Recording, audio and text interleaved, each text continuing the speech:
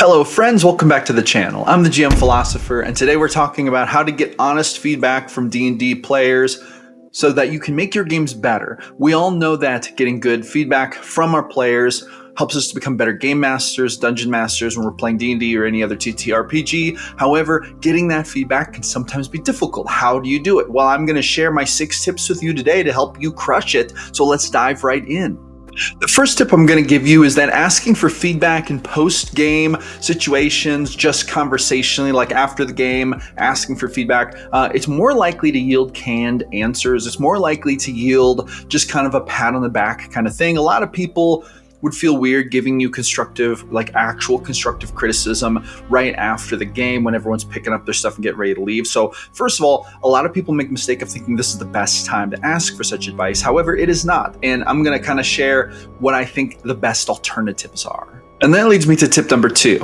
Offering in-game incentives for constructive criticism may also create problems that don't exist. I've heard of some GMs doing this. Some GMs will actually say something like, if you give me constructive criticism, constructive feedback, what you'd like to see done differently at the end of every session, I will give you either extra XP or you'll get inspiration or you'll get some kind of in-game reward for that, right? Now, this comes from a really good place. This comes from a place of caring for your players and wanting to make your games as good as possible. The only downside to this is that it may lead to kind of like just inventing problems that don't exist. I have seen this happen before. I've seen players kind of like racking their brains who maybe wouldn't have any constructive criticism, kind of just come up with something so that they get the bonus in-game reward. And, also because you obviously want the feedback good enough that you're eliciting it through offering incentives. So they're going to try to give you what you're looking for. And this may also lead you kind of down the wrong track.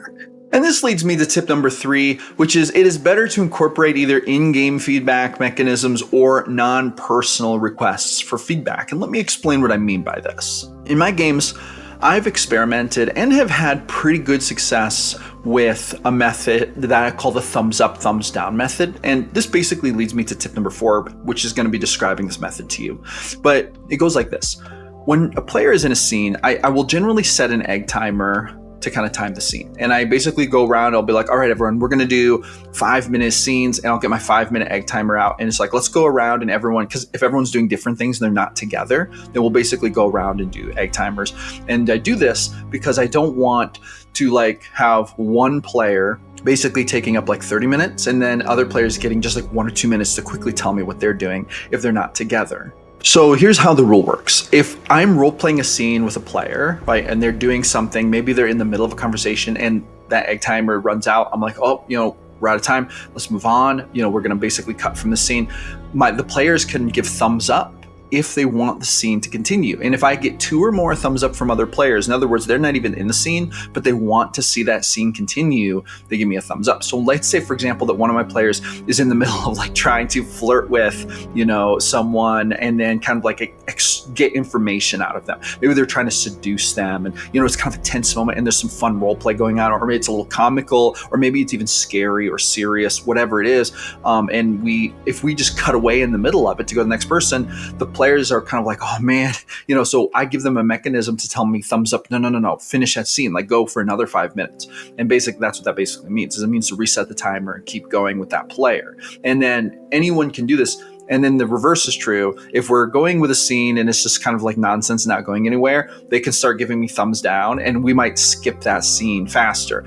This almost never happens at my table. I think I've only seen thumbs down situations once or twice the whole time we've been doing this. But anyway, that's one mechanism I use. It's sort of like a built-in game mechanism, feedback thing that they can give me feedback in real time about things they want to spend more time on. And while this doesn't necessarily give you point-by-point feedback on your performance as a GM, it does help to give you a clue when you're doing something right and they don't want that thing to stop, which I think has been very useful. And this leads to tip number 5. One thing that I'm actually planning on implementing soon, this is a prototype idea, is to give people cards with different timing designations for the stuff or scenes they want to put the most energy into. So for example, let's say that so we have a couple different modes when we play D&D. Everyone is together, it's just group RP, we're role playing. But in my group, there are times when people all split up and do different things. This actually isn't that uncommon.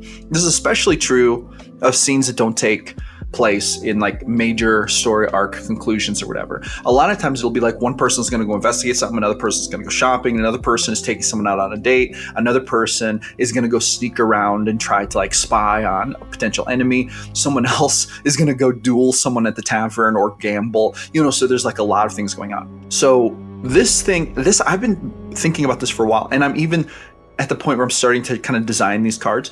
But what I do in those types of situations is basically go like 5 minutes a person, and we just go kind of quick scenes. So we go around the table and everyone gets equal play time. That's sort of how I usually manage it. With that being said, I'm thinking about giving everyone 2 different types of cards. I'm thinking about giving everyone like a 5-minute short time extension card that they can use on themselves. And I'm thinking about giving someone like a 15-minute in-depth scene card, right? So everyone gets each of these cards. And what they can do is at any point during the game, in any scene, they could give me their short card indicating this is like a special scene. I kind of want more time to like do something here. Or they give me the longer 15-minute card, which is basically like saying, I want this to be my key in-depth scene.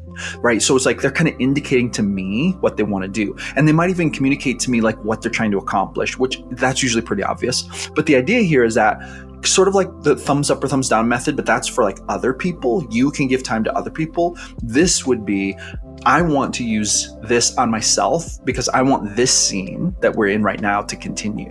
So that's a method, sort of an expansion of the thumbs up, thumbs down method that I'm thinking of using. And the reason I classify this as player feedback is because as GMs, we want to try to give players as much voice as possible in indicating how they want the game to proceed, or whether they don't want it to proceed in a certain way, what kind of things they like or things they don't like. So if you're in the middle of a scene and a player, is just like, oh, I don't like, this is drudge, I'd rather just get past it. Then we can just get past it. But then what about those times when they're in a good scene where they want to finish it out and do more things?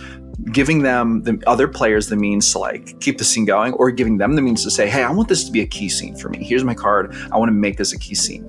So it's like almost like a role play player ability to be able to like extend their time. This to me gives them a lot, like at least 2 more incidences of power over their own gaming destiny at the table. And so this is sort of like feedback in the sense that it helps to guide you as a GM on what the players want to do. And that leads me to basically my last point, which is point number 6. Asking questions like, did you find anything particularly fun about the session? Or did you find anything particularly frustrating? These are great types of questions to ask to try to get more specific feedback that may already be simmering post-game on the mind. And these are like more specific questions. So for example, after a game, and I'm going to have a section 2 of this here in a minute, that might even be better. But after the game, what you might ask is you go around the table and say, okay, everyone tell me what was the most fun part of the session tonight for each of you. Like what you think was the highlight, like the best thing, and then why you thought that. And if everyone's willing to give you that feedback, that's actually really awesome. And it doesn't put people on the spot being like, hey, what could I do better? You're just asking them to share what they thought of the best part. And then you could also say, okay, if there was one part that you would label as the worst part of the session tonight, and I'm not meaning like, I know like, I'm not going to take it mean or anything, but it's like, if you were going to say like, this part was either the most boring or the most frustrating, or I just didn't like a certain thing, I didn't like how it went, what part would that be for you? I just want to know what everyone thinks and then why. And then, listen to what they say. Some people might say, I don't really know. I don't really have an answer, which is probably going to be pretty typical if you're a pretty good GM, or if people are just really nice. But there's probably going to be some players who give you some answers to this. And I think that basically, instead of saying, hey, what can I do better after this session, which is kind of just basically asking for feedback post-session, asking kind of more of these structured questions, and not even in a sense of like for you as a GM, but in a sense of like, hey, I want to find out what your experience was like. Hey, tell me about the game. Like I love playing D&D. Tell me what you thought of the session. Like I also like to ask things like, who is your favorite NPC this session and why? Or like, what did you think of this villain? Tell me what your initial like first impression of them are. I like to ask questions like this, not even because I'm necessarily looking for feedback, but because I just want to hear what players think of kind of the things, the story elements I'm putting into the game.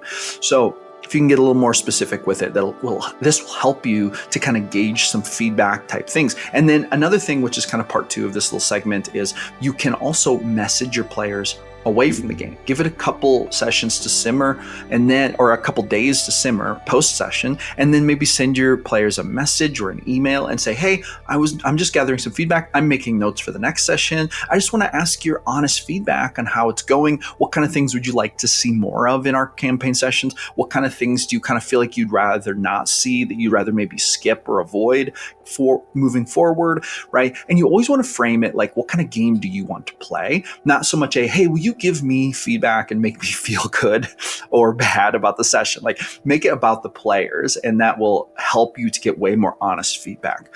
We should be asking our players about their game experience like interested GMs, not like GMs who are like seeking approval, or even maybe even more weird as GMs who are trying to just like look for criticism when maybe criticism isn't necessarily due in places, because we don't really know where it's due or not. We're looking for information from players.